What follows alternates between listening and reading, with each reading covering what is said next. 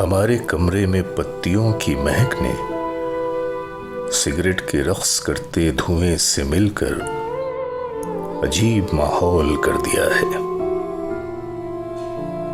और उस पे अब ये घड़ी की टिक टिक ने दिल उदासी से भर दिया है।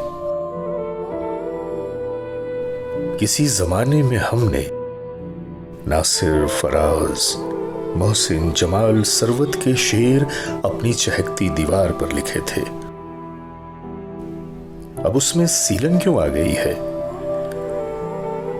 हमारा बिस्तर के जिसमें कोई शिकन नहीं है, उसी पे कब से वो दाएं जानिब मैं बाएं जानिब, न जाने कब से दराज हैं हम।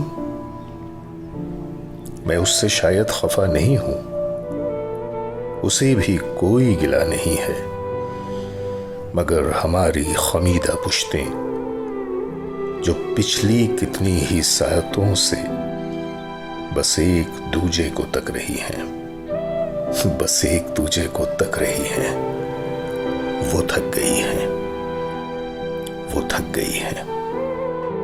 वीडियो देखने का शुक्रिया। नीचे कमेंट्स बॉक्स में अपनी राय और मशवरा दें और हमें फॉलो करें फेसबुक, इंस्टाग्राम और ट्विटर पर, और विजिट करें हमारी वेबसाइट adabnama.com।